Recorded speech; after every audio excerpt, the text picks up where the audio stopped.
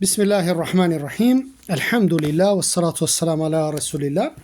Jemi tek libri Fetavat e Shekull Islam Ibn Tejmjes. Jemi tek dirsi I fundit sonte, edhe po e përfundojmë inshallah taala kaptina e zotimeve. Kaptina e zotimeve. Thot Shekull Islam Ibn Tejmje rahimahullahu taala, kush zotohet se do të shpërndoj sadak, atë e shpërndan sipas llojeve të pranuesve të zekatit. Domethënë që ato kategori që janë zekatit e shpërndan edhe sadakan. Të gjithë dietarët janë pajtuar se ai që zotohet se do të ndërton një pus, varr, kodër, pem, apo zotohet se do ta bëj këtë për atë vend, apo banorët e saj, kaluesit, atëherë ky zotim nuk duhet të plotësohet, por ky zotim shpërndahet në interes të përgjithshëm, apo të ngjajshme nga veprat legjitime me sheriat. Më thonë, çka është legjitime me sheriat dhe çka është e domosdoshme për atë vend, edhe atë zotim e çon në vend. Kush zotohet se do të lër një kandil përpara kandila ka pos, për varrin e pejgamberit alayhis salam, ai kandil nuk jepet, por vlera e tij u jepet fshinjeve që banojnë në Medinën e pejgamberit sallallahu alaihi wasallam. Nëse njeriu thot do të agjëroj një muaj, nëse Allahu ma shëron të sëmurin, ma shëron një të smut, ma shëron fëmin për shembull. Ja rab, nëse ma shëron fëmin, unë kam agjëruar një muaj. Atij lejohet ta shpejtoj atë agjërim para se të shërohet I smuri, për shkak të zotimit. Bile kjo është më e mirë, sepse subhanallah është një dua e dembilit, kur I thu ja rab, nëse këto ma jep, unë për ty kam agjëru kaq dhe kaq, unë për ty kam dhon kaq dhe kaq sadaka. Nëse ti e jep përpara, e bën përpara dhe bën tawassul, apo I afrohesh Allahut me atë vepër, kjo është më e dashur tek Allah. Më thon thjesht ti sa ajo I bjerë si në lloj kushëzimi. Nëse më shëron, unë e bëj. E nëse nuk më shëron, unë s'e bëj. E ti prakisht nëse e bën, kjo është më e dashur te Allah, por se lejohet edhe tjetra. Bukur, ai I cili zotohet për një çështje, I lejohet ta tejkaloj në një kohë më të mirë ta veproj atë nga para. Nëse është zotuar që do të agjëroj ditëve të hëna dhe të ejte, I lejohet të tejkaloj në agjërim një ditë, po të njëjtën ditë, apo një ditë po, një ditë jo. Po themi, nëse është zotuar që kam agjëruar tonë të ejte, atëherë I lejohet një kohë caktuar, për shembull thotë kam agjëruar 2-3 javë, 4 javë, ku diun honë të ejte, I lejohet të agjëroj një ditë po, një ditë jo, për me I kompenzu, domethënë aq ditë sa ka dashur me agjëru. Sepse kemi agjërimin e Davudit alayhis salam, apo ai I cili zotohet se do të bëj i'tikaf në ndonjë xhami, i'tikaf pedini për mu veçu në xhami apo mu izolu në xhami, I lejo ta bëj në një prej 3 xhamiave. Nëse është zotuar se do të falet në Mesjidul Aqsa, ka të drejtë të kalojë në xhamin e pejgamberit sallallahu alaihi wasallam. Bukur, kush zotohet se do të falet apo agjëroj në kohë të ndaluar, nuk I lejo ta plotësoj zotimin, sepse nuk plotësohet zotimin mëkat. Unë kam u fal gjatë lindjes diellit. Unë kam u fal ku e diun në kohët kur janë të ndaluara. Kam u fal pak para namazit akşamit. E pse vëlla? Pse po zotohesh kështu? Ato kohë janë të ndaluara më fal, përveç me sebeb. Nëse se ki fali kindin, ka më thirë 5 minuta, 2 minuta, 3 minuta e zani, atë normalisht ki me fali kindin. Mirë po, jo, kështu mu zotu.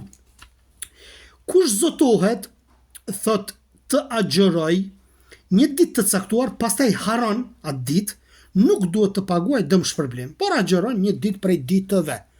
O zotu që ka më agjëru nesër, për e zonë, ka haru, apo mas nesër. Pas një kohë I kujtohet e agjeron, një ditë nuk ka problem. Kush premton duhet të realizoj premtimin, ky është detyrim. Muslimani I mban premtimet, sepse kushdo që nuk I mban premtimet, I bie që ta ketë një prej cilësive të munafikëve vllazni. Çështja nuk është hajgare. Muslimani kur flet, një herë flet. Nuk e humb emanetin apo edhe zotimin. Tani kemi kaptinën e gjykimit. Gjykatësi dhe kryetarët e muslimanëve duhet ta llogarisin gjykatën fi, sepse ajo po gjykon me final. Allahu subhanahu wa taala, afrim te Allahu. Nëse të vjen gjykatësi, se është musliman, është dietar dhe gjykon me Kur'an dhe Sunet, ti këto duhet me llogarit afrim te Allahu, edhe fi. Gjykota është prej afrimeve më të mëdha tek Allahu subhanahu wa taala. Domethënë shumica e gjykatësve janë prishur për shkak të kërkimit të pasurisë edhe të pozitës. I ka mashtru pasuria vëlla, i ka mashtru pozita. Fatkeqësisht apo gjykatësi duhet të jap mundin e tij maksimal në arritjen e drejtës. Duhet me gjyku me drejtësi, Allahu na ruaj, para mendo ti mos me gjyku me drejtësi ndaj një personi, me futu në burg apo me ekzekutu patdrejtësisht. Çfarë të merrni madh është në ditën e gjykimit? Ja hupish jetën personit, ja shkatron familjen, nëse nuk je prej të drejtëve. Nëse e ka meritu, është diçka tjetër. Nuk ka asnjë problem. Thot nëse e bën kët, nuk kërkohet nga ai më tepër dhe nuk kërkohet nga ai ose ajo që nuk mundet ta bëj. Dietarët janë të pajtimit se është ndaluar të gjykohet, të jepet fetva me epsh apo me transmetim. Me ndonjë aspekt të drejtimeve në Islam, duke mos par argumentet më të forta për atë çështje. Do të thonë duhet me i peshu apo me i marr burimet e argumenteve. Gjykatësi duhet të veprojë sipas mendimit të tij në favor për të apo kundër atij. Të drejtat që fiton gjykatësi nuk kanë kufi të caktuar në shariat, por sipas rasteve, traditave të vendit dhe të caktuar me fjalë. Po ashtu për të marrë më sipër ndonjë post duhet pasur 2 shtylla kryesore personi. Më thonë, për me marrë një post, një pozit, duhet me pas personi 2 shtylla kryesore. Ti jesh i fuqishëm edhe besnik. Fuqia në gjykim kthehet në diturin për të drejtën në gjykim. Ndërsa besnikëria kthehet në frikë për Allah subhanahu wa taala. Nëse je besnik, besnikëria kthehet në frikë të Allahut, taqalluku. Prej kushteve të gjykatësit është ta ketë frikë Allahun nga ndalesat të cilat bëjnë dëm në botën tjetër. Çështja e kushteve të gjykatësit merret parasysh atë sa ka mundësi. Atë sa ka mundësi edhe kur s'ka gjykatësa të tjera, atëherë marrësh edhe një i cili është më pak i dëmshëm, apo kryetari i muslimanëve duhet vendos më të mirët për gjykatësa. Pikrisht për këtë, nëse nuk ka tjetër, e vendos prej 2 fasikave atë që është më pak i dëmshëm. Për shembull, nuk ka shumë të devotshëm, po janë 2 mëkatar musliman, janë 2 mëkatar, e merr atë mëkatarin më pak të dëmshëm. Domethënë çdo herë këto shikohen, domethënë këto dëmet edhe dobit në shariatin islam. Nëse nuk ka mujtehid për gjykatës dhe dietar, nuk ka një alim i cili gjykon drejt, i cili ka dituri të madhe, nuk ka, atëherë vendos me të drejtën nga ata dhe më të dishmit mbi taklidin. Vendos një person i cili thot ka thonë dietari kështu, ka thonë kështu, ka thonë kështu, nuk është i dishëm në ijtihad, në hulumtim, por se thjesht është i dishëm me transmetim. Filon dietari e ka bë këtë gjykim, edhe unë e marr këto, atëherë normalisht që mirët ky në mos prezencë të personit i cili nuk bën ijtihad. Nuk nëse është me mëdyshje, bën të vendosit gjykatësi i cili ka një far fisku një far mëkati, por është i dishëm dhe tjetri është më pak dituri, por ka frikë Allah. Ibn Taymi thot, rahimahullahu taala, nëse është në çështjet që nëse është në çështjet që janë të qarta në gjykim dhe ka frikë prej ndikimit epshit, atëherë vendos atë i cili ka frikë nga Allah. Nëse janë çështjet më të fshehta dhe ka gjykime të rralla për ato çështje dhe ka frikë që mos po gaboj, atëherë jepet përparësi më dishmit, ai i cili është më i ditur. Pastaj thot ai i cili pason një dietar. Pastaj kundërshton në disa çështje për shkak të argumentit më të fortë. E sheh që argumenti më i fortë te një dietar tjetër, apo e sheh se tjetri është më i dishëm dhe më shumë ka frikë Allahun, ky me kët ka bërë mirë. Dhe çështu duhet të jetë personi. Ebul Abbas ibn Taymi thot në një vend tjetër, madje kjo është detyrim që ta pasoj argumentin. Dietarët urrejnë pasimin e të lejuarve nuk lejohet, do të thotë marrja e fjalës së ndonjërit pa argument nëse e di dispozitën për atë vepër. Nëse e din dispozitën, ka argument të qartë, ku po e merr ti pa argument fjalën, subhanallah. Lejohet që mujtehidi me pasu një fjalë dietarëve pa argument nëse nuk ka kohë ijtihad me bo, apo i vjen vështirë me bo ijtihad. Për shembull, e çon telefonin te një sheh i caktuar, e pyet edhe e ka të gatshme ijtihadin e filan dietarit. Thirr Sheh Ibn Bazën edhe thot Sheh, çfarë merr mendja për këtë hadith, është i dopt? Sheh Albani ka thonë është i dopt. Për një herë. E çon Sheh Albani në thirr, thot Sheh thot çka ta merr mendja për këtë çështje? Thot Sheh Ibn Bazi ka thonë kështu dhe kështu. Kjo është taklit për momentin. A lejohet alimit me po, nëse nuk ka kohë dhe e shes si të vështirë më marr me ijtihadin për një çështje të caktuar, nuk ka problem me bo taklit, apo sepse ai është dietar i madh i muslimanëve. Pastaj thot lejohet ndarja e postit gjykatës, për shembull në lemin e trashëgimisë, një gjykatës në çështjen e pasurisë, një tjetër e kështu me radhë. Domethënë, do të thotë, në secilën kategori të sheriatit lejohet me pas gjykatësa të posaçëm. Sigur për shembull që është mjeksi, njëri është kardiolog, njëri është urolog, tjetri është otorinolaringolog, tjetri është pulmolog, tjetri kështu, tjetri ashtu, lejohet edhe në sheriatin islam me pas gjykatësa të tillë. Porse lejohet edhe në gjykatë që është i përgjithshëm për gjitha çështjet. Nëse kryetari e vendos dikë gjykatës vetëm në një kaptin të fikut, atëherë ai nuk e ka detyrim të di vetëm atë kaptin. Lejohet që i verbri të jetë gjykatës. Më thonë, lejohet që i verbri të jetë gjykatës. Nuk largohet gjykatësi nga gjykata vetëm pasi të lajmërohet për këtë. Do të mu lajmëru paraprakisht nëse domethënë sheh kryetari musliman me e largu. Nuk është e papëlqyer për gjykatësin të blej atë që ka nevojë me blej. Mirë, po thotë është e papëlqyer për me bë tregti. Pse? Sepse kjo ja hub frikë respekti i njerëzve, i hupet, i bie. Domethënë njerëzit e shohin pastaj kur bën tregtia, ose ja hub atë reputacionin, domethënë këtij gjykatësi. Dhe mund ta anoj nga ndonjëri nëse gjykon pastaj. Për shembull, nëse e ka një person që ka bërë tregtia ku e dione, pastaj në gjykat kur të vjen mund të anoj. Andaj duhet me pas kujdes gjykatësi. Nëse tek ai nuk janë këto, atëherë për të nuk është e papëlqyer tregtia. Po ashtu, gjykatësit vllazni janë 3 lloje. Gjykatësit janë 3 lloje. Ai i cili gjykon mirë dhe nuk i kthehet asnjë gjykim i gjykuar nga ai, përveç nëse dihet se është gjykuar me të kotë. Kjo është e para. I dyti, është ai i cili nuk është i mirë në gjykim dhe nuk pranon gjykimet e tij, përveç nëse dihet se janë të vërteta. Dhe e treta, është i panjohur për neve. Atër shikohet në atë i cili e ka autorizuar sa është prej atyre që vendos në këtë post të mirë. Nëse vendos mirë, atër pranon gjykimet e tij. Nëse vendos ndonjëherë të mirë dhe të këqij, atër shikohet gjykimi i tij nëse është i mirë pranohet, nëse jo nuk pranohet. Pikë tjetër, gjykatësi nuk e ka detyrim të sjellë të paditurin, i paditur, apo jo paditurin, dituria, po i paditur, padia që i bëhet. Me padi nga ndonjëri nëse nuk i shkruhet atij me letër, sepse qëllimi sjelljes së tij është të dëgjoj padin, me dëgju, domethënë se çfarë vepër ka bë, dhe se a do ta pranoj apo refuzoj. Ndërsa kjo mund të vërtetohet edhe me shkrim. Edhe pse pak janë të koklavitura kështu nëpërmjet internetit me sqaru, është pak problem, po shpresojnë Allahun subhanahu wa taala që edhe një herë me nguju e pastaj mi shënu. Po sipas shehut pranohet fjala një personi të drejtë vetëm në përkthim. Në gjykim se është keq apo se është i besueshëm. Në njoftim për dikë letër.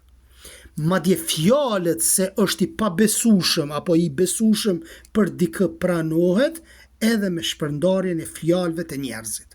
Nëse dihet një person apo që është i keq, njerëzit e shohin apo shihet njeriu.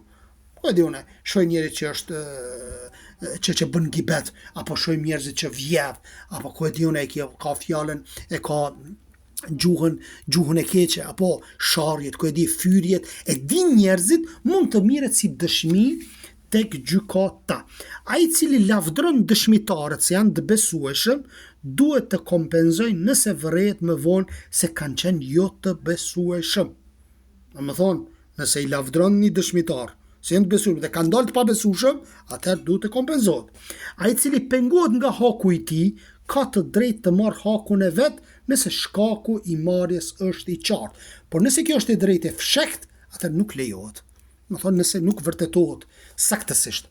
Pranohet letra e dërguar nga gjykatësi te gjykatësi në çështjet e ekzekutimeve dhe marrjes së hakut nëpërmjet letrës, dhe më thonë shkruan gjitha ato akuzat. Gjykatësi ka detyrim të dërgoj letër të paditurit që ta lajmëroj nëse ka qenë i pastër nga akuza. Më thonë, ja dërgon mundot nëpërmjet letrës, mi tregu çdo që i ki dhe pastaj mi ja kthy. I gjykuari ka të drejtë të kërkoj nga gjykatësi t'ia tregoj argumentin e paditjes, që të mund ta kundërshtoj. Tash e kemi kaptinën e përbetimit dhe kaptina e fundit është për domethënë për këtë libër që e kemi shpjeguar, thot duhet të bëhet dallim mes të akuzuarit i cili është mëkatar dhe atij të drejtë. Duhet me bë dallimin.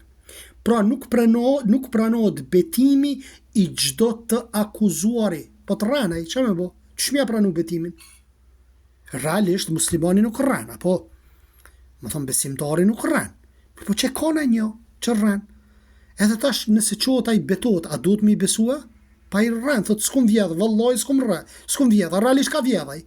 O tash më marr betimin si të mirë qen, jo. Gjithashtu nuk kërkohet nga çdo paditës argumenti i tij. Ai i cili mund të vras pa të drejtë apo të vjedh, ka mundësi të lejë vetes të betohet. Bukur. Lejohet të marr dëshmitarin me pagesë që të dëshmoj.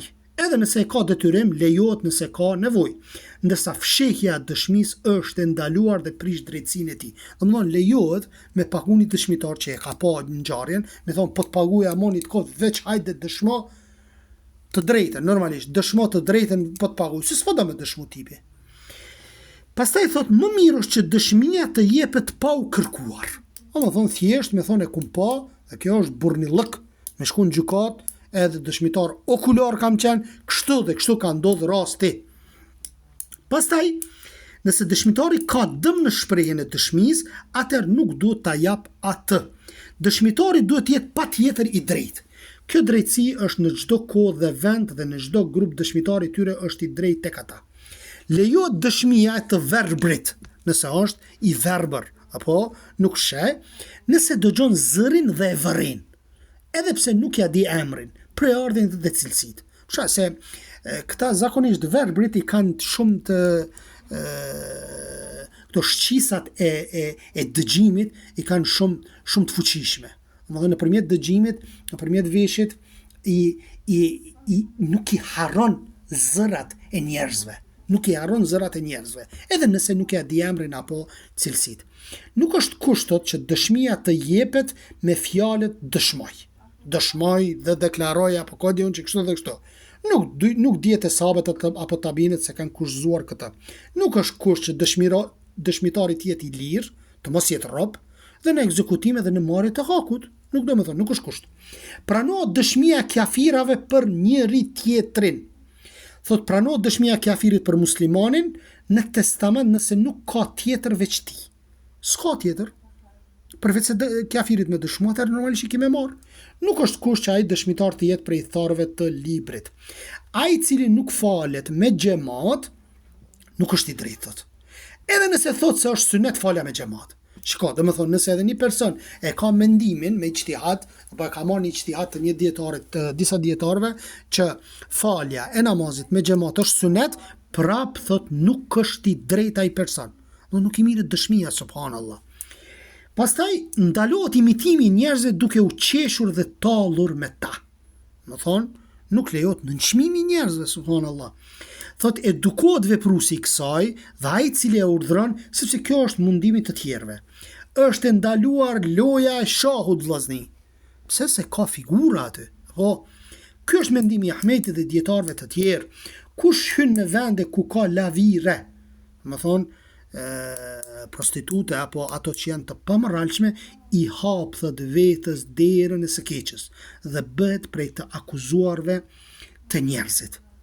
Edhe nëse nuk ka bo zina, ka mu akuzu prej njerëzve. Pse nuk e runi mashin tënd vllaja? Pse futesh në ato vende ku janë të pamoralshmet, ku ka alkohol, ku ka vende që nuk janë të mira për ty, subhanallah. Sepse e merr një njoll të njerëzit, e ti e shembull të njerëzit, sidomos xhallarët. Pastaj, të kesh dashnore është ndaluar dhe të shpenzuarit për të është haram. Kjo e dim të gjithë. Nëse dëshmitari friksohet se do të bëhet diçka pa drejt, nëse shpreh dëshmin lejohet ta thot në mënyrë të koklavitur. Gjithashtu edhe gjykatësi apo dhënësi i fetvas friksohet, po ashtu nëse friksohen se do të ndodhë ndonjë zullum.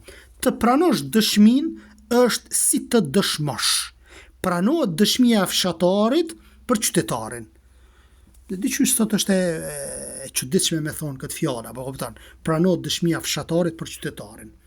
Se përpara, më thonë, edhe të na me një periudhë para 10 viteve, apo kupton?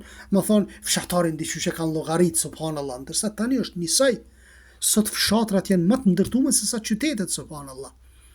Më thonë, është ai globalizmi e ka bërë qoftë fshat, qoftë qytet njësoj. Përpara kanë qenë më ndryshe, kanë qenë më lok, apo po sot janë ndryshe krejt. Më thonë, sot është njëjtë. Ti bile nëse shikon, ndërtimet më të mira i kanë tash në për fshatra se sa në qytete. Pastaj thot, nëse njeriu është në një vend ku kryetari i vendit është zullumçar dhe friksohet që të mos i merret malli, lejohet që të pranoj se ka borxh kaq të holla. Domethënë po themi manipulon gojë për me rujt pasuninë, apo se filoni është djali i tij dhe e shtrembron kuptimin e fjalëve në vete. Për shembull, djali im, sepse është i vogël, apo vllazëri, islami, e kështu me radhë, deri në takimin e radhës. Subhanak Allahumma wa bihamdik, ashhadu an la ilaha illa ant, astaghfiruka wa atubu ilejk. Shpresoj tek Allahu subhanahu wa taala që ka qenë i dobishëm ky libër me plot dobi të ndryshme në pikat shkurtra, apo që janë cekur nga përmbledhësi tek fetavat e Sheikhul Islam Ibn Taymiyes. Deri në takimin e radhës, Allahu ju shpërbleft.